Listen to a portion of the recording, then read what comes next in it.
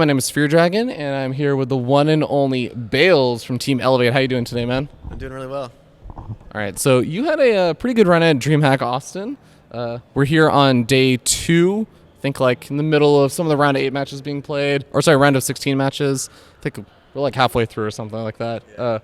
How's the event been for you so far? Well, got here early morning yesterday, which is kind of unfortunate. Getting there the day of the event and coming right from the airport. But so my first group, I had True and another GM Terran player. I actually expected to beat True. I played him in the winners match after beating the GM Terran. His name was Jay Hefe. Unfortunately, lost to True, but I did expect to beat him. Prior to the event, I was like 4-0 versus him on ladder, so I had high expectations because the groups were out for like a week or two. So like I kind of expected to play True at some point, but we lost to him. That was a bit unfortunate. Games were actually pretty close though, so can't be too unhappy. Considering it was a live event. I actually played him at Philadelphia 3, I think, and lost to him in the semifinals 1-3, I think. Yeah, so I mean, but I'm kind of okay with my result because for me before at tournaments, like I have to deal with nerves, but this time I don't know if it's because I was so tired, but I didn't play with any nerves and I felt like I was playing okay. Not to my best, but like okay with no nerves, so that's actually good for me. Group stage 2, so after my first group, I just beat the same GM Terran to get out twice. Group stage 2, it was the same day, it was right after that. My group was kind of difficult. It was Lambo, me, Poke Bunny, and Bly. First it was me versus Lambo and Bly versus Poke Bunny. My games versus Lambo did not go good. Lambo's actually really good. As we've seen. Yeah. I've actually never really played him before either, so I didn't know what to expect. But he was much better than me, I think. He was really good. And then I went to the losers match versus Poke Bunny. Poke Bunny lost to Bly. Beat Poke Bunny 2-0. There was actually a close game though. The first game, I think, one Widow Mine drop killed at the same time 1 Mothership Core, like 7 probes, and a Stalker. And this is like early game. That's insane. Widow mines are such bullshit, man. Yeah, you're telling me. But so we beat Poke Bunny, then we went to the deciders match versus Bly because Bly lost to Lambo. There's actually a bird in here. Yeah, man. There's a lot of birds here. There's birds inside the venue. Yeah, there were like 8 of them. Yeah. I remember I was talking with some of the people who are like selling food and everything, and they were like, they're gonna poop on our customers. It actually could happen. Anyways, yeah. So then versus Bly, he won the first game. I tried to go Sky Toss on Abyssal. Didn't work out too well. I actually practiced that build quite a bit, but for some reason during the game I did things I never did before, which were not good for me. And he went like Mass Corruptor, and I had like 3 Void Rays at the time, and I got kind of caught off guard by that. And then Corruptors kind of just pee on your buildings and kill them if you have no Void Rays. So that happened game 1. Game 2, we beat him pretty handedly. I forget what happened, but it was on Belshir. And then game 3 was insanely close, and I feel like I should have won 100%, but I threw. So it's not kind of a gross feeling at the end, but fell short of $1,000 by losing that. So those were my games. Yeah.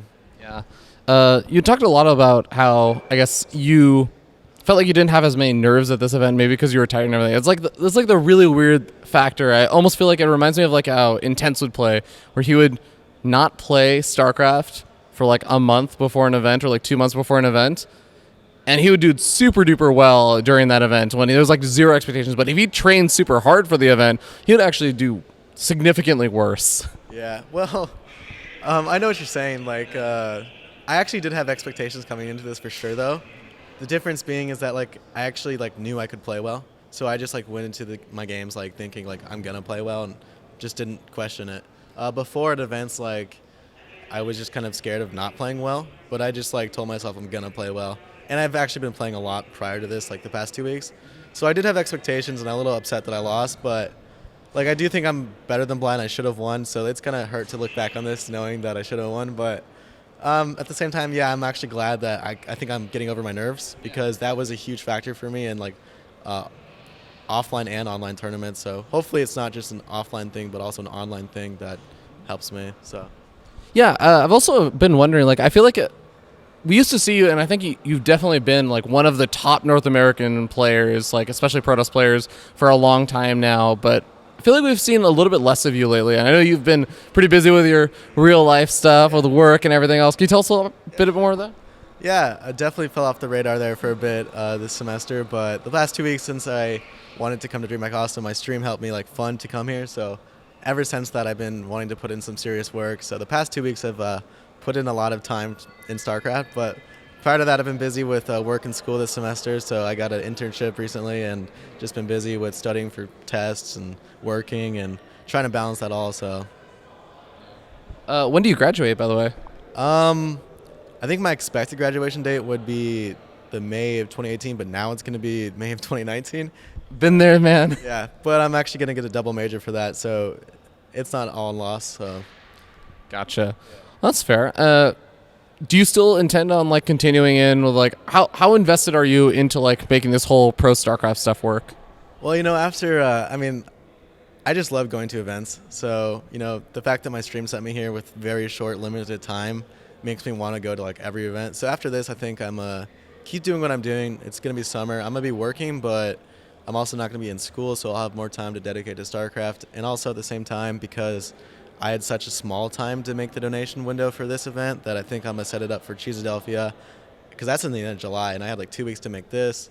So I got more time to make donation goals for that event, and then also hopefully go to the WCS Montreal as well. So I'm gonna just keep doing what I can do, and probably just be streaming a lot. Yeah.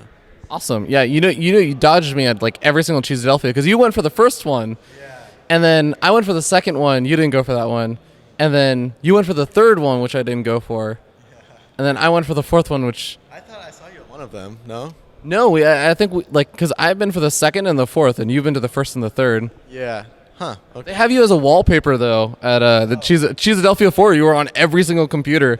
I saw that tweet. It's actually my current wallpaper at on my desktop right now. So Pretty handsome face. Pretty handsome face. good picture of me. So made that my desktop background. Yeah, awesome. So I guess a kind of final thing just before we go into shoutouts and everything. How do you sort of feel about like where the North American scene is at? I know like there's been a lot of changes with WCS, and you've been one of the players that like I think you've gone through a lot of the different phases where you were that up and coming player for like a few years, like in the scene. You had the opportunity to like kind of break out and become a bit more well known, become one of the top NA players. You've had the experience of like taking a bit of a break and coming back also. Like, how do you feel about this season? This year is a little bit unique, I think. When you look at like NA brackets and compare them to like Europe, it seems like there's like a little bit more luck involved, because the players are more hit or miss in their skill wise. So like in Europe brackets, whenever you see WCS qualifiers, they're usually pretty stacked like throughout the whole thing. And NA brackets are like, well, whoever can get a really good bracket has a really good chance to qualify. So even at like an event like this, like bracket luck was a huge factor for people. Players like Noni got into the round of 32, which Noni has probably not touched StarCraft in forever. So, and there's tons of players that didn't get as far as that were much better, that have been playing a lot. Not to mention me, but bracket luck is a huge thing for NA StarCraft, I think. And, because the players like Neeb and Scarlet are always going to be the ones qualifying, and it's very hard to pull upsets like that if, you're players that are up and coming. So to qualify for NA events, it's very hard. And usually, I think, I could be wrong, but NA players are more like in school, and Europe players, there's more full-time Europe players. So it's just hard to try to balance it all and like be up and coming for NA players, especially being from NA, because you have to either play cross server or try to like really dedicate extra time to practice to get reach out to players or something like that, which isn't always the best thing to do. But as far as like the next part of this year for NA StarCraft, I think there's a good chance that we'll see probably the same players qualifying for things, and I think I do have a good chance. I didn't really qualify for, or try to qualify for this last one. I only played one of the qualifiers, but I expect myself to qualify for the next events, I think, just because I'll probably be putting in more time and stuff, so yeah. Makes a lot of sense. Okay, cool. Well, do you have any final shout-outs that you want to give? And also, one interesting fact about yourself that nobody knows. And you can think about this while you do your shout-outs. Well, that's not very hard. It's not very easy to think while talking, but All right, all right. I don't know if it really counts, sure, but shout out to my team Elevate, my friend Jason for helping me out here, and my friend Theory for letting me stay where he's at. And an interesting fact, I'm left-handed. I don't think most people know that, so there you go. Always fun to watch a left-handed StarCraft player. No, I'm not a left-handed computer player, just like I write left-handed and stuff. So Yeah, I was actually gonna say, like, I was trying to think. I was like, I saw like one or two people play. That's actually the most interesting fact, is that you're left-handed, but you don't play StarCraft left-handed. I actually do like some things. I'm kind of ambidextrous. I don't really write with both hands, but like I do switch off hands for things. But I saw Ray's was left-handed. I didn't know that. That's very weird to see a player being left-handed. Yeah, it's super weird because like whenever you have a left-handed player, their mice hand and their keyboard playing StarCraft is so close to each other.